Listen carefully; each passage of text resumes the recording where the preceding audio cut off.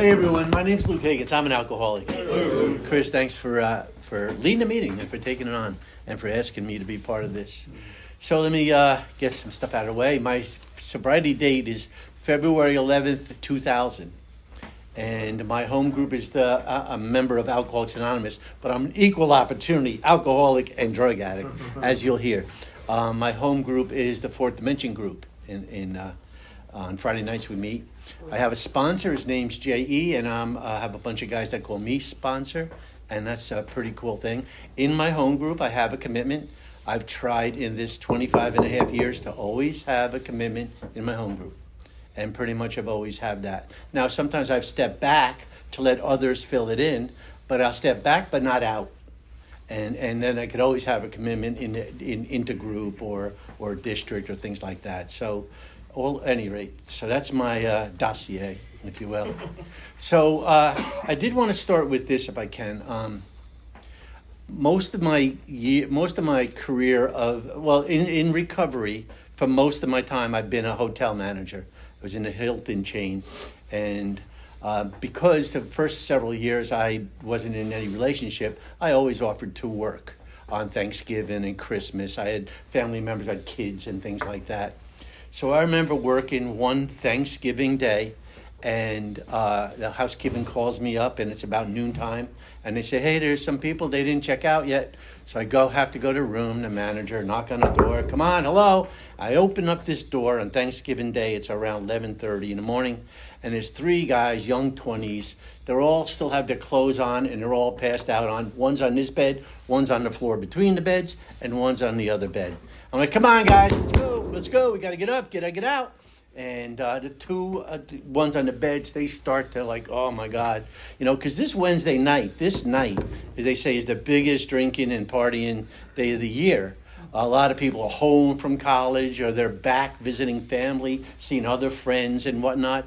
Most everybody's off tomorrow, that kind of a thing. And it leads itself to quite the party day. Now, I needed any regular Wednesday.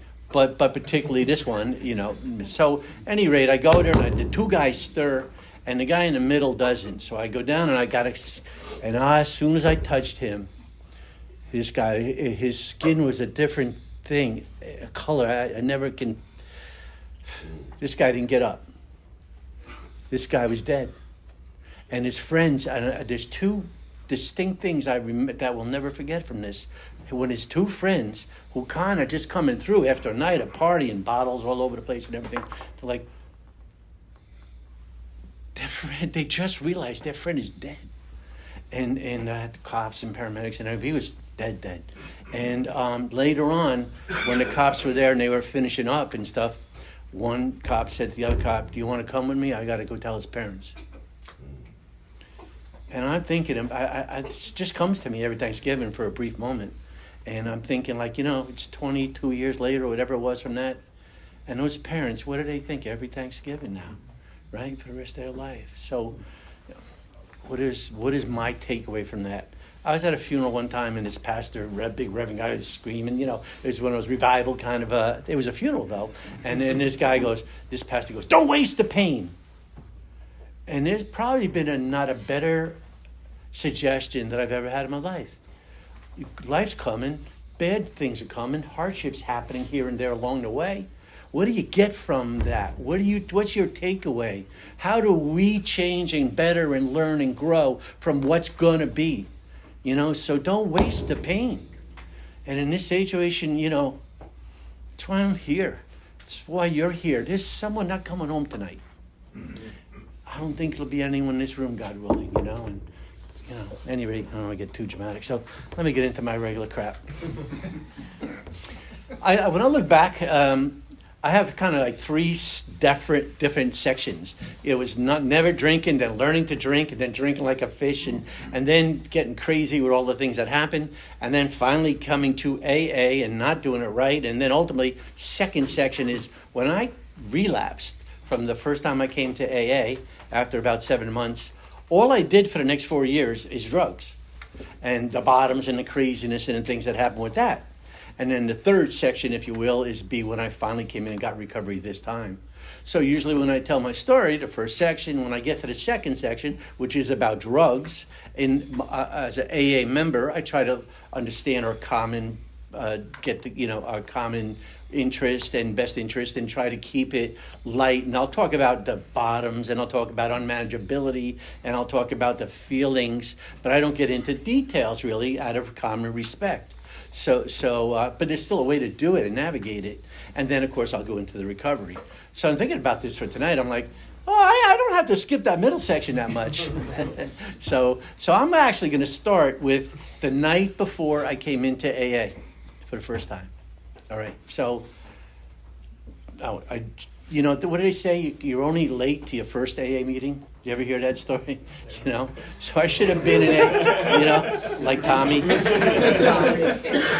So they say, by the time I got, the night before, it's Sunday night and it's about 11:15, and I wanted to see, it was in December. As a matter of fact, it's coming up. In 2 weeks, it'll be 30 years since I had my last drink. Nice. Yeah, except I got 24 and a half years of recovery, 25 and a half. So let's go over it. So it's the night before, and it's Sunday night, 11, and I just want to see the highlights of the football games of the day, and I'm waiting for sports to come on. It comes on usually around 11:20 on TV, and I'm not drunk on this Sunday night for some reason or other, and I'm waiting for the sports to come on, and I go and I grab a beer, and I'm in my den, and and that's exactly what it was. The silence was unbelievable. And I'm like, look at you. You're killing time. And you need to have a beer in your hand. It's not Friday at 5 where there's big weekends ahead of you. You just drink to drink. You're literally killing time, and you go grab a beer. Like, wow, you've got a problem. Now, that got through to me. Not by this point. I'm done with my second marriage. My job third's almost done. My life was crazy. He got to been yelling at me for years, and I didn't hear any of it. And he whispered. He whispered that night in his Coors Light can, and I heard that. Crazy. And I called the AA hotline, and I went to a meeting the next day, and I've never had another drink, and you'll be like, woohoo! So let's go on with that. But by the time I got there, my second marriage was on the rocks. I'd blown up the first one because I was drinking and hiding and lying and cheating and stealing. And I mean cheating and stealing. I would tell my wife that I was a vice president in a department store. I had this big job and everything. And I would tell her, I would make up this story that we got a big renovation going on, which was true this week, and I need to be at the store. And I know that she would say, we had a 2-year-old daughter, and I know she was going to say, well, then I'm going to take the baby to see my parents. And I was like, yeah, good idea. I went into work for about an hour, and that's it. By noon, I'm watching college football games. By nighttime, I'm out with the department managers. I'm an older manager. I'm out there with them, stock guys, the department managers. And, it didn't take long for one of those department managers to stay over at my house. And I just told my wife, I'm not happy, I'm leaving. And she was like, what? She did, because I was such a good liar about the world I had built and where I was and what I did. And so this is the guy I was. And so now I got wife too, and really nothing changed with her. And except I lost that vice president job because it's such a crazy story, but I'll make it quick. Direct deposit came in, and direct deposit sucks. I never brought home a full paycheck out to my wife. Because you used to cash it right then and there, and so they had no idea how much money I actually brought home. And then direct deposit came in, and she was like, holy shit, what a raise. So I didn't have enough money, so I changed the petty cash voucher. They did an audit. I got fired. I've been in this job 18 years, and I got fired because of $30 more for beer money. But what was worse is, that's pretty bad. But what's worse is the man I'd become. By the time I came home, my mom was dying of cancer. And I used that as an excuse I said, I don't want to take, they offered me a job in Long Island, and I don't want to take that job with everything going on with Mom. And I told them to hell with them. And my family thought I was like the greatest guy. So this is the guy that got into AA right at that time, right? So I go to my first AA meeting, and again, it should have been so many years earlier, but I got there then. And this is what I did. I came at 7, left at 8, came at 7, left at 8. Well, quickly I started to go to about 5, 6 meetings a week. I think it was maybe to save that marriage, but little did I know. So come at 7, leave at 8, don't talk to anybody, don't involve, never raise my hand, just for last one in, first one out. But about 5, 6 meetings a week. And after 2 months, that third job, because now I'm lost that second job and I'm on the rocks in the third, they fired me and they said, you interview a lot better than you perform. Think about how horrible a sentence that is. But that's a story of my life, I'm a good talker. But anyway, so I got fired. But in my mind when they did, I'm like, but I haven't drank in 2 months. What the fuck?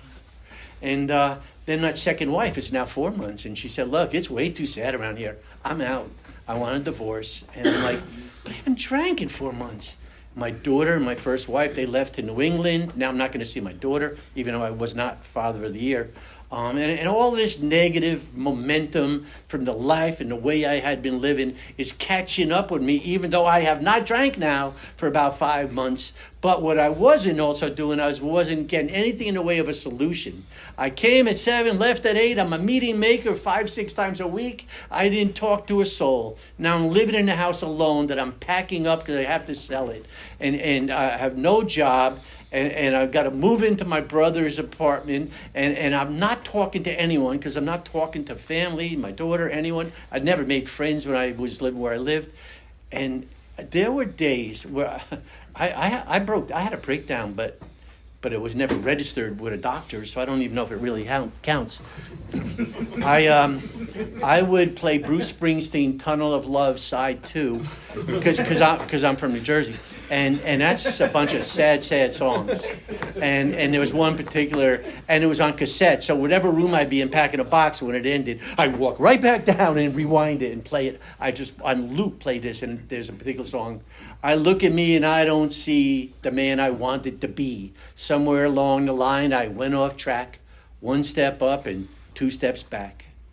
And I am crying and packing boxes and living alone. And there were days I didn't say a word out loud. Think about that. I didn't talk to a soul. I just never even uttered a word on some days. And this is. I'm not haven't drank now in 6 months. I am worse. I'm leaving AA meetings and I'm walking to the beach in New Jersey and I'm walking out on the rocks, the wet ones, the jetty, and I'm like the ones in between and the water splash, and I'm like, man, if I fell in there, no one's even going to miss me. Matter of fact, my daughter might be better without me. Little loser. And I so much wanted to slip in. I was afraid to jump in, but I wanted to slip in, and I didn't. But it was like, oof. I'm going to freeze for a second, because here's what's so great about you do this through the big book of Alcoholics Anonymous. So it's important for us to read that book and our literature and then relate to what the words are. Find examples in our life of what they are the pages. And when we can make the connection of our life and those pages, it really comes home. And so in the big book, there's 2 places in the back, in A Vision for You, it says, that chilling vapor that is loneliness settles in. I'm like, yeah, I'm describing that right now. And it goes, we will wish for the end. We will be at the jumping off place. I'm like, fuck, he's describing exactly how I lived. In Bill's own story, he has a paragraph where he says, that bitter morass of quicksand stretched around me, quicksand stretched around me in all directions. A bitter morass of self-pity. I was overwhelmed. Alcohol was my master. I'm like, shit, that's when I was walking on this beach. Sand stretched around me in all directions. I had met my match. I was overwhelmed. Alcohol was more my master 7 months of not drinking it than it was when I was drinking it.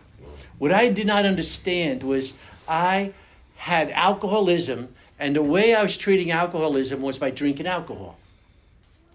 I still have alcoholism, but I wasn't drinking alcohol.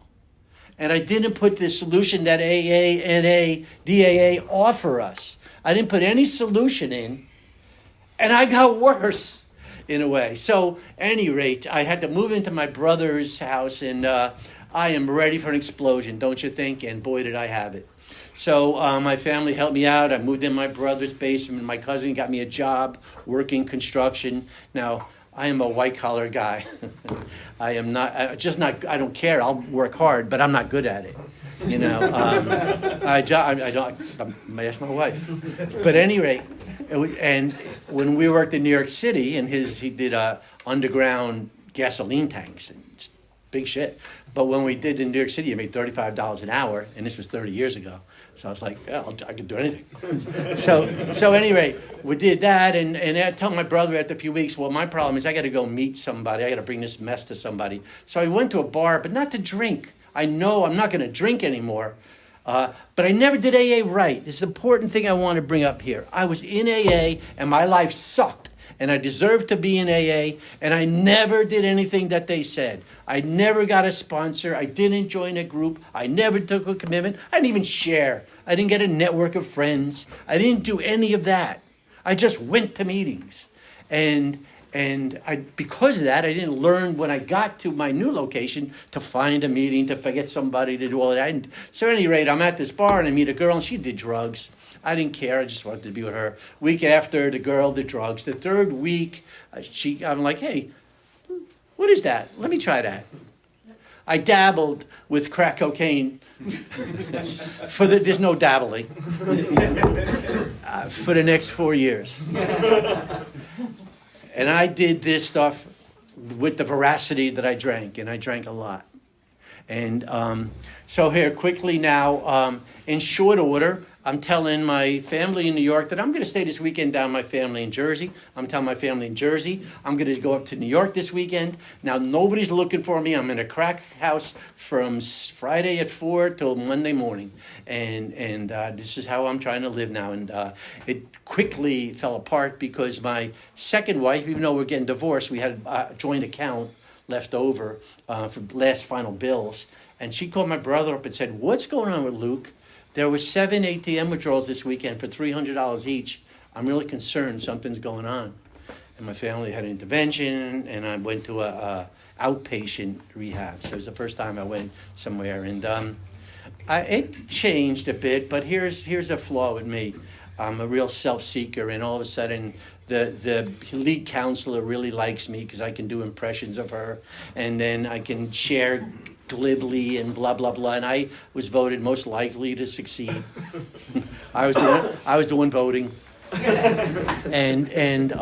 but things were going well with that. I mean, I did start to go back to AA. I'd gotten my own apartment now, and it was okay. It was okay for a while until the same story that happens.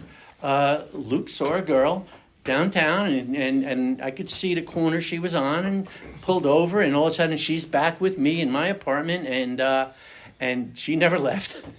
And all of a sudden, there I am again, doing the same stuff again. And this time, I love when we tell stories and how bad it goes, and then we say, and then it really got bad. It already sounds bad, but boy, did it get worse. So let me see if I can give you an example or two. So the construction company that I was at, well, I'm also now stealing tools every chance I can. Sawzall, drill bit, drills, jackhammer even one time. That was good, and stuff. So I'm stealing tools. Now, in our setup was this. See, I lived on the outskirts of an urban town, and so I'm the middle-aged white guy, right? So all the guys who came into town who wanted to get their drugs saw my girl, and then she would say, "Come, hold back." She'd come bring this guy to my apartment. He'd hang out in a safe area, and we would play spades and crazy eights and dominoes and shit. She went and got all the drugs. She came back. Sometimes she came back with her girlfriend and stuff, and then we all partied on his money the whole way, and matter of fact, if they went into the bedroom, then they had to pay me, and they had to break off stuff for me, and I'm house. Also, look at me, I'm fucking house. They got to break me off a piece, a little something, right? Oh shit, right? This is the way I'm living now. And of course, once that guy's gone, then the real amount came out. And it's like, man, oh man, oh man. So this is how we're living. Now my job went, they went bankrupt. They had to. They ran out of tools. I guess I was stealing them all. But they went bankrupt. But check this out. It's a weird thing, some things about bankruptcy. We were bankrupt, but we stayed open. That meant one bank gave them a line of credit. So this company, they always asked me, because A, I'm not a good worker, and B, things were getting tighter, to come into the office. So here was my role. On Monday mornings, a check would come in the mail, FedEx. I'd go to the local bank. I would cash it. I would cash a check for like $9,000 or $10,000. I'd have this in my pocket. I'd come back and I'd find the foreman. And, oh, you got gas. You got to do this. You got to do that. You got to do that. All right, got to order rebar coming in. Okay, no problem. Cement.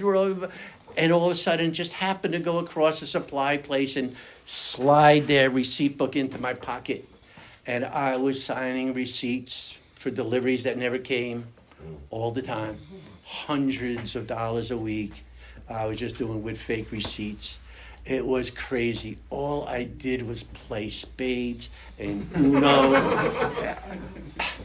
Well, that company finally did go under, and you know what? I've smoked crack every day, and I never even bothered looking for a job. And I would get unemployment, $300 a week is what it was then. And I would chase the mailman because he came on Wednesday. I couldn't wait till 2 o'clock. I'd find him at 10 in the morning on his route to get my check. But we made money because of all the hustles that were going on and stuff. And this is how I'm living. And you know what? Once in a while, people would be in there. It was crazy. One time, the main drug dealer, I'm knocking the door and I open the door. It's him. I'm like, wow, come on in. You know, why is he coming to me? I usually go to him. And he came in, he moved past me, and he pulled out a gun and he found somebody and he put this gun right in this guy's mouth. Whoa! You know, I heard a click, and he was looking for this guy, and I'm like, holy shit! You know, this is just not my life, but it's my life. And when he was going to leave, he apologized to me, and he goes, here. And he gave me a big bag. I'm like, oh, my God. This is the way I'm living. I'm starting to pawn everything that I own, though. And, you know, this girl that was with me all the time, she, So once in a while, it'd just be me and somebody. And they would go like this. They go, hey, they look and make sure no one else can hear them. They said, why are you doing this? Really, why are you here? This is us. We're street people, man. This has been our whole life. You don't belong here, man. You should get out while you can. I mean, like, fucking A, when other crackheads are telling you.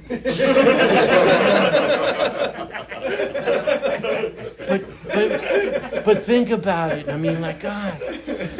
So she got arrested on one of those times, and I don't have any money anymore, and I couldn't even bail her out. And meanwhile, the marshals came literally around the same time and said, you haven't paid rent in 4 months. You got to be out by Friday. And I'm not smart enough to say, oh, you can't evict me. I just, oh, shit. So I hustled someone's credit card, and I got a moving truck, and I went right down the block, was a storage place.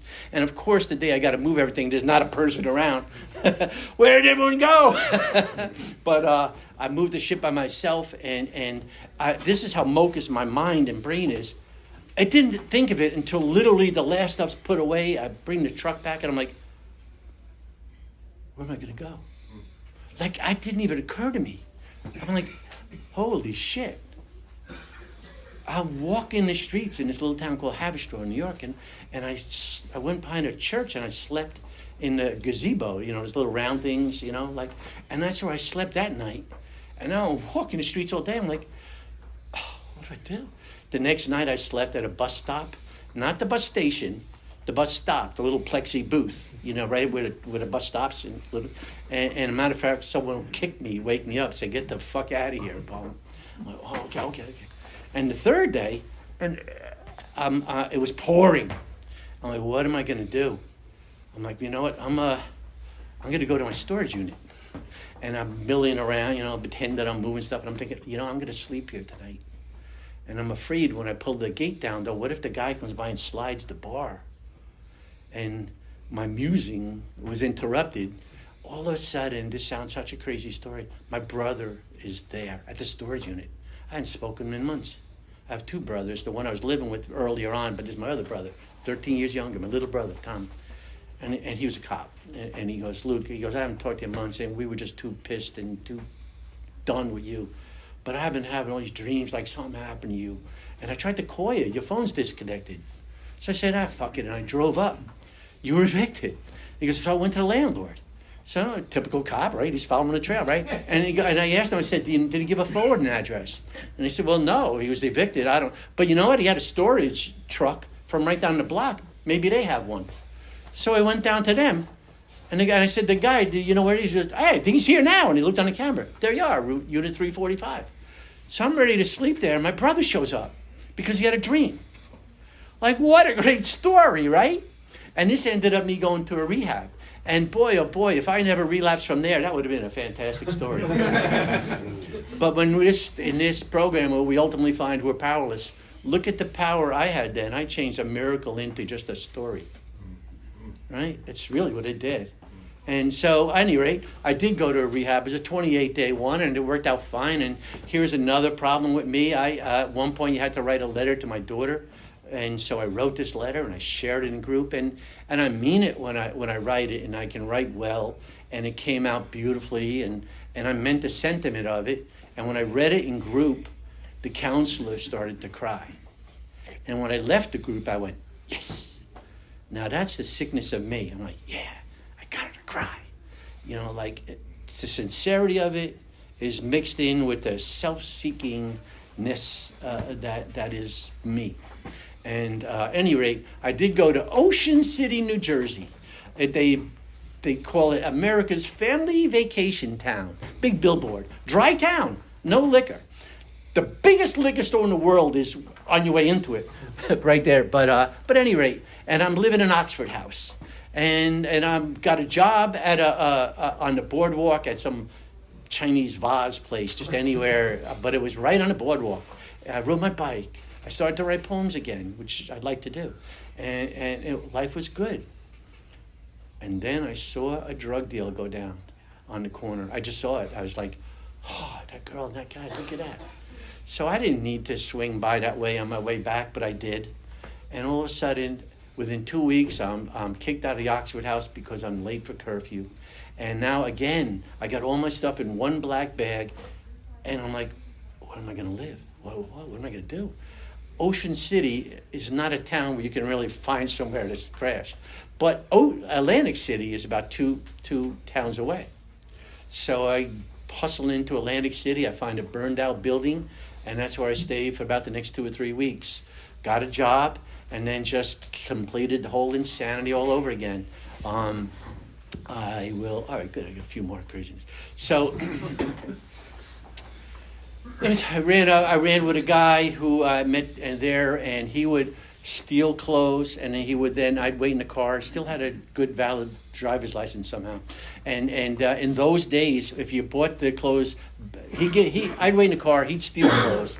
I was not a good thief, but when he got them back, I would then go back in, and I could go if you didn't have a receipt and it was under $25. They used to give you cash out of register. So I'd go here and go there, and that was our gig, and we did that. We did a couple of times. You can't do it too often. Another thing we did, he worked at a casino, and he was fixing machines. And so once in a while when he would fix the slot machines, he would get, and only did this when he worked on the $100 machines. I didn't even know there was such a thing. And there was $100 coins. And it was stuck in the machine, he'd take a few home. And we would both be smoking crack, cleaning the oil off of them so that I could then go and return them. And this is how, can't do that too often. So this is our hustle. Well, he also was getting unemployment. And then he went to jail for something he did, not me. But I knew his unemployment number. And I called in this guy's unemployment for the next 4 months. In those days, you had to call it in every 2 weeks or else it would get canceled. And the check would come, and I just lived large on his unemployment. And this is the guy I was. And I'll tell you one more story. The main drug dealer down there was this young kid. He was 17 years old, big chubby kid, and his name was Pop. And he liked me for some reason because I was just crazy, I think. I think I entertained him, But when it started to happen, he was the drug dealer, and of course I was a good customer. But then it started to be this, because he was 17. Hey, Luke, go get us some liquor for me and my friends. I'm like, nah, I don't want to do that. And he goes, I got you, come on, here. And he dangled his bag in front of me. I'm like, okay. That's funny until it's not funny. And then it would be like, yo, we want to go to the mall. I'm like, I got to work in 2 hours. Get over here, man. I got you. I'll be right there. I lost my soul. Whatever you wanted. Okay, here I come. This is who I became. I bought my daughter one year a Christmas present at a gas station. Yeah. On the peg, they had a travel Scrabble. It was $8. This little peg thing, and you could just slide it. Merry Christmas. Dad loves you. Tell that to a 10-year-old girl, right? But guess what? If I had $20, she wouldn't have had any present. This is me. This is the man I was. This is how I'm living. Tried to stop. Payday would come. Payday was Monday morning. I was working overnight in a hotel. Boy, you see some crazy things in Atlantic City working overnight in a hotel. Let me tell you that. Those are other stories. But payday would come on Monday morning, and I knew I was spending every bit of it. I didn't want to be homeless again, so I paid my little rent, and then I cashed my check at a check cashing place because I don't have an account anywhere, and I knew I spent all of it. And I did, and I'd be wide awake for my 2 days off. And I'd be high as a kite and everything. Come Thursday, I'm back in AA and NA meetings crying. Friday the same, Saturday the same, Sunday church, and then AA or NA. And then came payday. Fuck, let me cash the check. All right, let me go pay my rent. All right, I'm on the bus. I'm on the bus to the bad part of town. And this happened for about 5 months. Think about the torture of never getting past payday for about 5 months. The hell. I'm crying my eyes out on Fridays and Saturdays and Sundays. And I'm high as a kite, Monday, Tuesday, and Wednesday. I'm not talking to anyone, nothing. So finally, I ripped off that drug dealer. Well, he left his shit in my car, and I just didn't return his call. That guy that I was running with when he got out of jail, he didn't kill me, which I thought he was going to because I had stuff, and I said, "No, I can get you some."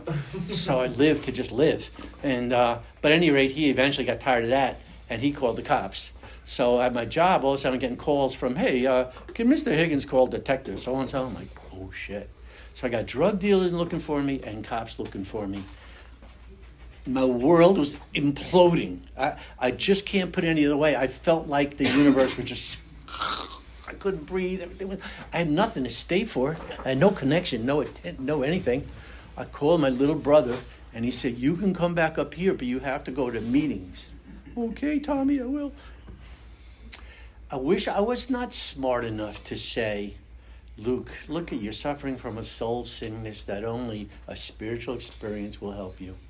You can get a 12-step program, get a spiritual awakening as a result of that, build a network and friendship around you, and you will live a spiritual life that not only will help you not drink and not drug, but you live a whole, happy, useful existence."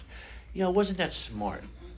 But what I was lucky, because I'm a chicken shit, and I ran from that world, and I ran back to my little brothers and back to AA.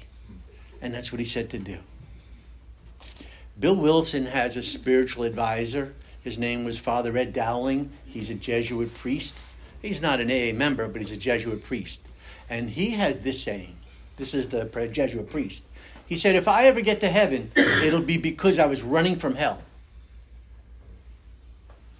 That's what I did. I ran from hell. My own self-created hell. But I didn't know it at the time, but I ran to this haven because my little brother made me go back to AA. And so here I am. I go back, and I mean, like I said, I've in and out so many times. But this time, I don't know why, but it was like this. You should get a sponsor. How many times have I heard that? How many times have you all heard that, right? Well, this time I said this. "All right, well, can you sponsor me then?" Almost like finally. He goes, "Yeah, call me tomorrow. We'll get together." I'm like, "Okay." "You should get a home group." "Can I join this one?" Like, I guess I was an ass the more I think about it. Like, "Yeah, fill out the card." "Okay." You need a service commitment. I'm like, well, what do you have that's open? Can you come Tuesday maybe and make coffee? Just get there. Well, yeah, I'm off to. Yeah. In the first week, I got a sponsor, a home group, and a service commitment. And that is equal 25 and a half years. I never had any of those things, any of them, in all those other times. My math is that dramatically different. So if there's a takeaway, please take it. So here's how it started on this journey. I got a sponsor. And he said, listen, we're going to meet every Tuesday, and we're going to go through this big book. And I'm like, what's the big book? Now, I've been in AA now for all those times, right? What's the big book? Really? How mochas was I? So anyway, we started, and wow, I learned to have a physical allergy. Now, what's great for me, and it fits for this meeting, I hope, is boy, oh boy, did I learn lessons when we talk about once you start, you can't stop. And I'm like, yeah. And I could think when I drank, how often I drank. I never intended to get that wasted. I'm only going to have 2 or 3, and it ends up 7 or 8 or whatever it is. And now I have got great examples of when I took a hit. It was going to be Thursday by the time it ended. You know, like once I start, I can't stop. That's what the book says, but I need to see it in my life. I'm like, yeah, when this happened, when that happened, well, here, boy, almost every time. Are you kidding? And so I see he's talking about a physical allergy, and I see examples in my life of a physical allergy. And I see it in both alcohol and drugs. I got double examples. And then he talked about a mental obsession. I'm like, yeah, you know what? I just couldn't go with, I mean, I didn't want to. When I got that paycheck on Monday, I was like, no, we're going to just go. No, we're just going to go. No, where's the bus? Like, I didn't want to. What happened? I just could not outthink it. I couldn't use the love of my daughter to not get high. I didn't show up for her birthday one year. I told her I'm coming. I've got the Game Boy that she wanted. I swung by someone's house to just pop in. Those are the words I said. I'm just going to swing by and pop in. You don't just swing by and pop into a crack house. but try to call your daughter an hour or two later. Yeah, I'm not coming. My car trouble. Life trouble, right? So mental obsession, I've got examples. I got examples in my life with it. So I'm just going to run through in my general way here. So finally get a good step 1. I got a physical allergy. I got a mental obsession. And then there's a third part that they talk about, and it says, yeah, and you're spiritually empty. Here's where I had trouble. Now, I believe in God. I knew, I did wrong things, but I believe in God. The existence of God, births, deaths, funerals, life, the tide, the planets. God is God, and no problem. I have no problem with God. I did not know that I need God to stop drinking and drugging. See, I didn't connect those dots. So they say, you're spiritually empty, Luke. And I say, what does that have to do with it? That sounds stupid. I just want to not drink. I just want to not drug. Maybe for the first time ever. My sponsor said, yeah, you could do anything you want, but this is what we found. See, take these 12 steps. You change while you're taking them. To change you into the new relationship with whatever God you come up with. The new relationship of a change you and that new God, or the same old God, that God. That's the spiritual awakening that we get when we take these steps in order as directed. And that's the one that reduces that obsession and lets you to live happy, whole, and useful without drink and drug. All right. And I see it worked in him. He's a great guy. And I see lots of other examples. And I always say this, and I'll say it again. The power of example is one of the greatest tools that is available to each and every one of us. And we don't use it enough. Look around you. Who do you see? Not only what they say, but how they do. What they do. How they do it. How they're living. Is everyone lying? You know what I mean? There's also the power example of what not to do. Some of your best bros, you can tell, like, when this sign is slip and slides, like, yo, I haven't seen him in a few days. The power example is here for us to use. At any rate, I finally get, I am powerless. I can't do this on my own. physical allergy, mental obsession, and I need this spiritual awakening that I see work in all of you, so I know it will work. Well, that's really step 1 and step 2 when you're in a Luke talking way. So I decide, well, then I need to get this awakening, man. I'm all in for a change. Okay, that's 3. And meanwhile, I'm going to meetings. I got a service committee. I got a sponsor. I'm building a network. I'm going to diners. And, like life is changing. Life is becoming good. I'm all in. Step 1, I understand. Step 2, I believe. Step 3, I decide. Let's go. And I hit a funk. I'm trying to write an inventory, and I'm not getting somewhere, and I just don't get it. But I want it. See, I'm not fighting it anymore, but I'm just not, stalling. And I'm like, what's going on? And for me, what happened, I got very lucky, boy. I just read on page 55. I'm a page 55 alcoholic guy. And what happened when I read this, it just like ding, ding, ding, ding, the planets just lined up. My eyes opened up. I'm like, I get it. You don't have to get it. But here's what I got. Like, I'm stuck here now, right? But I want it for a change. And in page 55, it says, deep down inside of every man and woman and child is the fundamental idea of God. But he might be blocked by pomp, by circumstance, by worship of other things. I was doing every one of those things. He goes, and in the last analysis, it's only deep down within where the great reality can be found. And it just made sense for me. I'm like, I need this. I know it'll work. And I decide I want to get it. And I can see why I'm having a tough time, because I'm blocked to the God that's within me. What I'm blocked by is my lying, my cheating, my stealing, my drug, my drinking, my wine, the women, the song, the lust, the fear, the pride, the ego. Fill in the blank. All of this stuff is between me and a clear connection to the God I need, want, believe in, and am seeking. But that's exactly what steps 4, 5, 6, 7, 8, and 9 are designed to do. See, identify the stuff that's blocking you. Share it with somebody else to fine-tune it. Decide you want to try to start to change. Humbly ask him to change. A lot of guilt and shame for the things I did. You can address that one by one, slow and steady.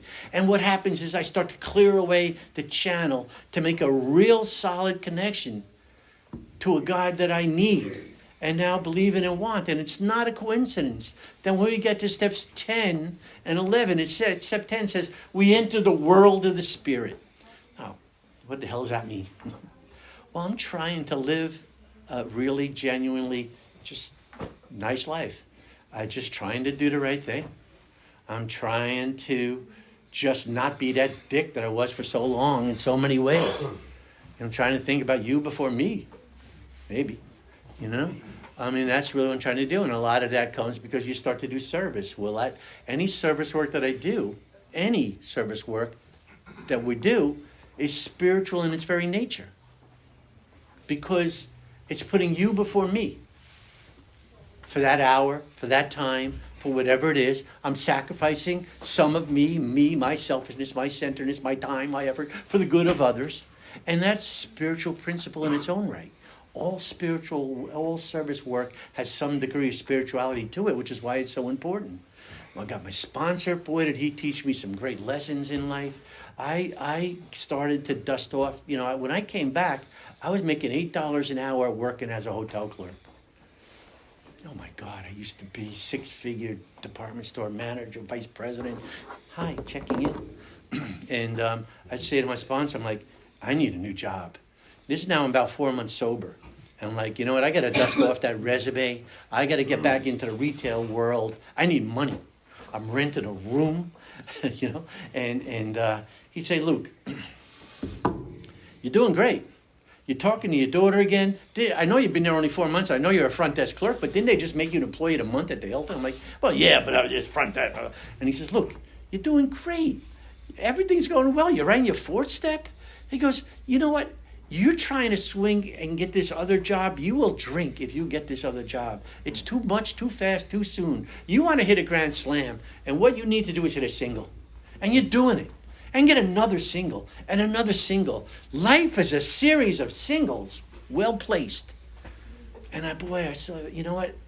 I've had that philosophy in for the rest of my life now. It's what I do in everything we do. When we say, oh, God's will, our will, all of it, what's God's will? Blah, blah, blah. It's right in front of us. We read how it works ad nauseum in meetings, right? And one of the things it says is, we stood at the turning point. Well, I bet you every one of us has major turning points in our life. But think about this. We have turning points all day long, every day. A series of singles. Did you make that phone call? Did you return that phone call? Did you ask for the help? Did you do the right thing? Did you do that? Did you think of others before you? Did I stop and say, you know what? I haven't heard from so-and-so in a while. I should give him a call. Life is a series of singles. Well hit. And we build on it and we go.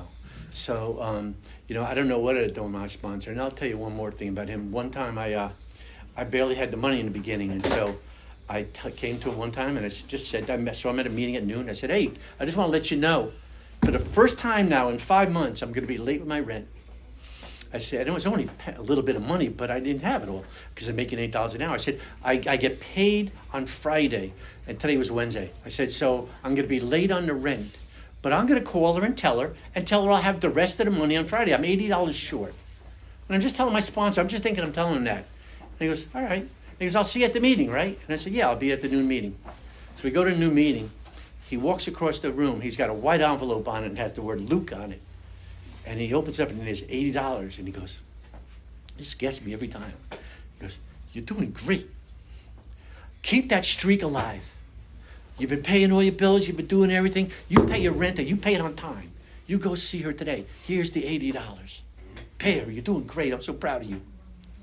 I'm a grown man. And he goes, but this is a loan, and I do expect it back. I couldn't wait till Friday came. I cashed my check. I went and got a white envelope. I wrote J on it. I put 4 $20 bills. I walk exactly across the room of the same noon meeting. I go, here you go, man. It tells us in a big book, it says, there's a when and a how to give. And we do it, and there's a way to do it. And, I've tried to be anything like that to my sponsees in any way, shape, and form. And you know what a lucky life. I was telling Jeremy last week, I hadn't thought this in a while. I've been at funerals of sponsees and good friends. And I've been in sponsees' wedding parties. I've seen them meet a girl, get engaged to a girl, get married to a girl, and have kids with a girl and stuff. And I had 2 different sponsees who kind of aren't in the same running circles. And they asked me if I would consider marrying them. I'm like, what? They go, yeah, we can't think of anyone else. We'd rather give us the vows for our wedding. First I said, is that legal? I don't know. And they said, yeah, no, you get a license and whatnot. And what kind of a life, look what the life AA can give us. DAA, NA. If we go all in, for someone to ask you to do that, since I'm kind of tapping myself on the back, and I don't mean to, but I'm just trying to show you the life can happen, because I sure explained to you the way I've been living, the man I was. That man is now this man. We were at a Christmas party, my brother, family, at someone's house, and everyone's in all different rooms, like we all often are. I don't really tell the story. Michelle knows the story. It's the only one. I was waiting to use the bathroom, and my brother was in the living room with a lot of my cousins, about 7 or 8 of them. And my brother can carry the room. So he's telling some story that I'm not paying attention to, because I'm waiting to use the bathroom. He can't see me, on the other side of the wall. And all of a sudden he's telling a story about the waitress spilled stuff all over him at the waiter. And my cousins go, oh my God, what did you do? What'd you say? And that's when I heard it. And I'm like, no. This is my brother Chris. He goes, you know what I did? And they're like, what? Did you kill her? And he goes, I said, what would Luke do? What would Luke do? I'm on the other side of the wall. I start to cry. I'm like, who gets this shit in life? So I'll stop there, because I'm not a saint. You can talk to my wife afterwards. But we get a life that we never thought possible. We get to live a life. I described that man I was. if my best thinking would have had me jumping into the Atlantic Ocean. I was that close to it. I'll tell you one more sad one, and then we're close to done. When I was at my worst and my second wife had actually left me, my first wife's husband, because she had remarried, he called me. I was way behind on alimony, and I was feeling about the lowest I felt in my life, this same time period I'm talking about. And I was barely talking to my daughter. And he called me, not my ex-wife, him. And he said, hey, Luke, you're way down on you're way behind on your child support and stuff. He goes, look, I want to let me adopt your daughter. And let me take her on and take her name, and you don't have to pay us anything, and you'll be done of all that and stuff. And I was like, all right, well, I'll let you know. And I happened to mention it to my second wife. We were arguing and stuff like that, and I owe her this because I was really thinking about it. And my second wife, who was not with me, she said, what are you going to do? I'm like, well, he said I don't have to pay anything back, and he'll just adopt her, and she'll take his name. And she goes, don't you dare! Are you kidding me? Luke, that's your daughter. Boy, what a regret I would have had if I had never done that, right? And this is from someone who did not want me around.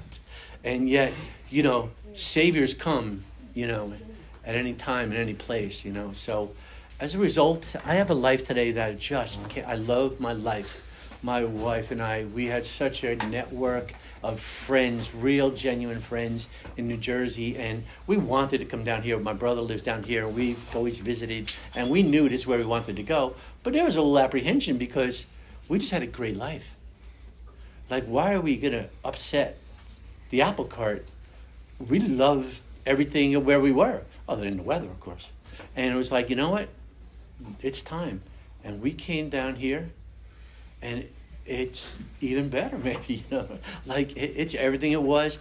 The network of friends that have come into place, so many of them are in this room, maybe some of them to come. But the life I have is unbelievable. I don't have a regret in the world. Isn't that crazy? I don't have a regret in the world. There's not a person that I dislike. I don't know. It's just like life is just so smooth and easy and comfortable. And we're not rich. We're definitely not rich. I'm still working. I came down here retired. I'm still working. It's not about that. My wife's had a lot of health problems. But you know what? We can undergo, it tells us in the back of the big book, a profound alteration in our reaction to life. Life circumstances are going to be what they are. But by being all in with this, by taking these 12 steps and the sponsor and the home group and the network and the service, like please, if I can get through one thing, if you do that, you can get a life that you probably may not even seem possible right here, right now. I'm just testimony that can be you too. Thank you.